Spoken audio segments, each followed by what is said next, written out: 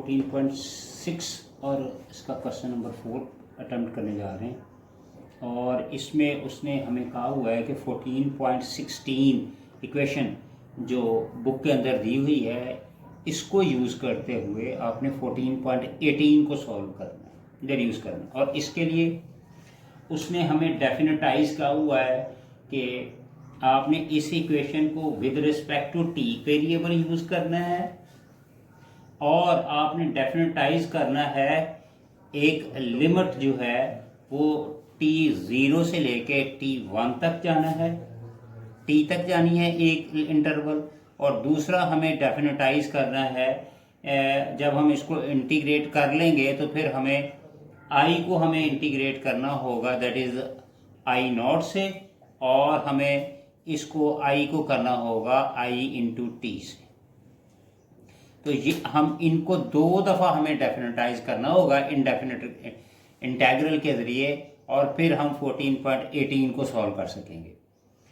अब ये हमें 14.16 दिया हुआ है, हम इसको इंटीग्रेट करेंगे विद रिस्पेक्ट टू टी के लिहाज से। तो जब हम लिखेंगे तो ये लिखेंगे 1/i di/dt इंटू dt और इंटीग्रेट करेंगे और ps और इसको भी इंटीग्रेट करेंगे dt के लिहाज से। यहाँ से dt कैंसिल हो जाएगा, 1/i इंटू di आ जाएगा और ये मेरे पास ps इंटू dt आ जाएगा।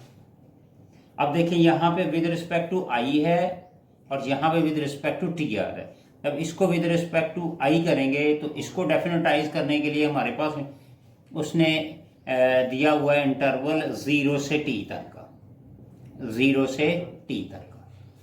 अब विद रिस्पेक्ट टू जब i करेंगे तो ये बन जाएगा ln i और इसको डेफिनेटाइज करेंगे 0 से t तक और इसी तरह से ये ps आ जाएगा और 1 इंटू dt आ जाएगा और 0 से t आ जाएगा। ये ln i वैसे ही आ जाएगा 0 से t और 1 की इंटीग्रेशन हमारे पास क्या आ जाएगा, t आ जाएगी और इसका इंटरवल हमें 0 से t तक का गिवन है। अच्छा, अब यहाँ पे अगर हम चेक करें जो उसने ln i कहा हुआ है, उसने ln i को दोबारा कहा है कि आप इसको इनडेफिनेट के ज़रिए आप इस इंटरवल को यूज़ करते हुए i0 और it के मदद से आप इसको 14.18 की तरफ लेके जाएं। तो सबसे पहले ln i जो है हमारे पास जो t है उसको हम डेफिनेटाइज करेंगे, यानी t को हम करेंगे i इंटू टी के लिहाज से और 0 को करेंगे फिर हम i इंटू 0 के लिहाज से। यानी हमें जो t इंटरवल हमें जो गिवन होगा हम उसको इस लिहाज से हम इसको इंटीग्रेट करेंगे। सो ln i आ जाएगा और यहाँ पे हम इसको डेफिनेटाइज करेंगे जी, हमारे पास आ जाएगा i इंटू नॉट और i इंटू टी आ जाएगा और ये मेरे पास आ जाएगा ps और इसमें जब हम लिमिट पुट करेंगे तो t की जगह t ही आ जाएगा और जब 0 करेंगे तो वो ख़त्म हो जाएगा, सो pst आ जाएगा।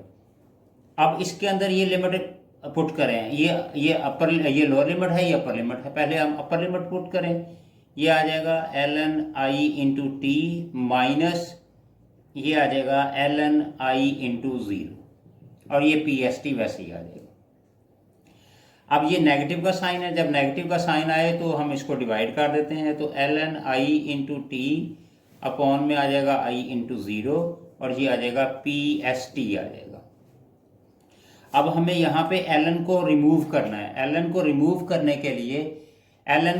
करने के लिए हम क्या करेंगे,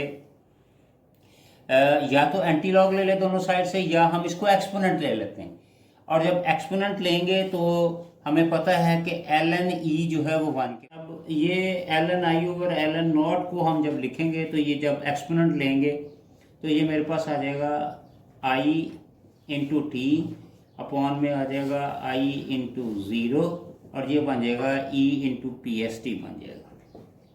ये हमारे पास आ गया। अब i0 को हम दूसरी साइड पे ले जाते हैं, i इंटू टी ये आ जाएगा i इंटू 0 और ये आ गया pst और यहाँ पे i इंटू 0 को हमने एक आर्बिट्रेरी कांस्टेंट a से डिनोट किया हुआ है, तो हम जब a की वैल्यू इसमें पुट करेंगे तो ये आ जाएगा तो a e p s t हमारे पास आ जाएगा। तो ये मेरी देखें वही इक्वेशन आ गई जो 14.18 इक्वेशन थी जिसकी हमें रिक्वायरमेंट थी। हाँ जी, अब हम 14.6 का क्वेश्चन नंबर 3 करने जा रहे हैं और क्वेश्चन नंबर 3 के अंदर उन्होंने कहा है कि सेम 14.16 इक्वेशन को हमने लेने। 14.6 इक्वेशन हमारे पास थी 1/i di/dt equal to PS। ये मेरे पास थी 14.16 इक्वेशन, और 14.16 इक्वेशन को यूज करते हुए आपने ये देखना है कि ये जो इन्वेस्टमेंट है, investment that will become equal to negative, और अगर नेगेटिव इन्वेस्टमेंट हो तो क्या आंसर हमारा वही आएगा जो 14.18 में हमने क्वेश्चन नंबर 4 के अंदर यूज किया है। अब हमें ये वही चेक करना है अगर इन्वेस्टमेंट जो है वो नेगेटिव में आ जाए। तो अगर इन्वेस्टमेंट नेगेटिव में आए तो हम ये नेगेटिव का मतलब ये होगा इन्वेस्टमेंट का कि इसका मतलब है कि आपकी इन्वेस्टमेंट जो है वो जीरो से लेस है, यानी कि नेगेटिव है, यानी कि आई मेरे पास क्या आ जाएगा, आई मॉड क्या आ जाएगा, वो -i के इक्वल आ जाएगा, हमारे पास वो -i इक्वल आ जाएगा। अच्छा, अब हमें एक्चुअली गिवन क्या है, हमें गिवन कंडीशन में क्या दिया हुआ है, हमें गिवन कंडीशन में उसने दिया हुआ है कि i इक्वल टू, और हमें दिया AEPST, ये हमें गिवन दिया हुआ है। अब यहाँ पे हम इन्वेस्टमेंट को कह रहे हैं कि वो नेगेटिव है, तो हम इसको नेगेटिव i कर देते हैं और AEPST आ जाता है। ठीक है जी, ये मेरे पास इक्वेशन आ गई, AEPST आ गए। अब हम यहाँ पे पुट कर देते हैं कि t जो है वो इक्वल टू 0 है, यानी t that is equal to time period, कि ये हमारे पास 0 है। सो मेरे पास क्या आ जाएगा, -a, ये आ जाएगा AE, ये सारा ही 0 हो जाएगा, और AE0 जो होगा वो 1 के इक्वल आ जाएगा। तो a मेरे पास क्या आ जाएगा, -1 -i आ जाएगा। तो ये a की वैल्यू जो है वो हम पुट कर देते हैं इन a, पुट इन a। तो मेरे पास जो i इन्वेस्टमेंट है, यही इसी को हम अगर लिखें i is equal to AEPST, और a की जगह हम -i करें तो ये क्या आ जाएगा, AEPST, और -i जो है that is equal to a negative of investment. इसका मतलब क्या आ गया कि ये i जो है दैट इक्वल टू माइनस, इस a की जगह हम वैल्यू पुट कर देते हैं, और वो क्या आएगा, -i और e इंटू PST। अब यहाँ पे अगर हम इसी को i को अगर हम नेगेटिव में ही रहने दें यहाँ पे, तो ये माइनस में आ गया, तो माइनस से माइनस कैंसिल हो जाएगा। सो मेरे पास वही दोबारा i is equal to e into PST मेरे पास आ जाएगा, इक्वेशन मेरे पास PST आ जाएगा। और यहाँ पे जो i आया है, पॉजिटिव में आया है, इसको हम I0 का नाम दे देंगे, I0 is equal to PST, और I0 को फिर हम AEPST का नाम दे देते हैं। तो देखिए मेरे पास वही रिजल्ट आया जो कि मेरे पास 14.18 के अंदर रिजल्ट आया था, जो कि सेम एज इट इज़ है। और अगर हम नेगेटिव इन्वेस्टमेंट लें तो मेरी इन्वेस्टमेंट जो है वो पॉजिटिव ही आएगी, उसमें कोई इफेक्ट नहीं पड़ेगा। अब क्वेश्चन नंबर 2 में देखें ज़रा, क्वेश्चन नंबर 2 के अंदर उन्होंने क्या पूछा हुआ है। क्वेश्चन नंबर 2 के अंदर उन्होंने पूछा हुआ है कि आप हमें जो इक्वेशन है AERT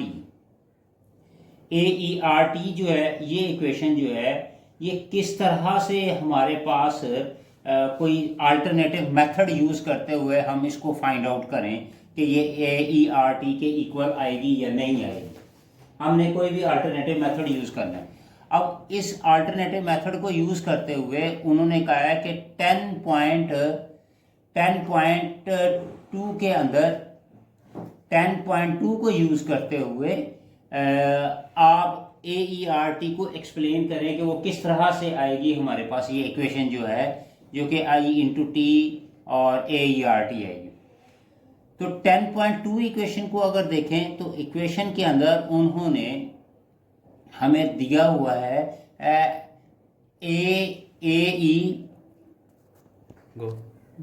अब ये 10.2 इक्वेशन में उन्होंने लिखा हुआ है y is equal to A B और इसकी पावर सी टी, और यहाँ पे a और c दोनों कांस्टेंट है, और a को उन्होंने यूज किया हुआ है, a को 1 प्लस आई इसको यूज किया हुआ है, यानी रेट ऑफ ग्रोथ को यूज किया है, रेट ऑफ ग्रोथ यूज किया है, और इक्वेशन को उन्होंने फाइंड आउट किया है। बिल्कुल इसी तरह से हमारे पास रेट ऑफ ग्रोथ नहीं है, हमारे पास जो आ रही है वो रेट ऑफ इन्वेस्टमेंट आ रही है, रेट ऑफ इन्वेस्टमेंट आ रही है। ठीक है जी। तो हम यहाँ पे किसी भी, यानी जो हमारे पास इक्वेशन आएगी ए की वैल्यू आ जाए, वो एक्सपोनेंशियल फॉर्म में है, तो एक्सपोनेंशियल फॉर्म में जब भी हम इसको ग्रोथ को बनाएंगे तो वो रेट ऑफ इन्वेस्टमेंट की फॉर्म में आएगी। तो हम इसको सिंपल आई इंटू टी जो है that is equal to A E R T की फॉर्म में हम लिख सकते हैं, चूँकि यहाँ पे ए और आर दोनों जो हैं वो हमारे पास कांस्टेंट कहलाएंगे, और ई हमारा एक्सपोनेंशियल टाइम आएगा, और टी जो है वो हमारा डिस्क्रीट टाइम कहलाता है, कि जिसमें हम मंथली या एनुअली या बाई एनुअली जो है उसको टाइम पीरियड को मेजर करते हुए हम अपने रेट ऑफ इन्वेस्टमेंट में इजाफा करते जा रहे होते हैं। तो ये मेरी वही इक्वेशन आएगी, दो इक्वेशन हमारी 10.2 की इक्वेशन है। Thank you ji.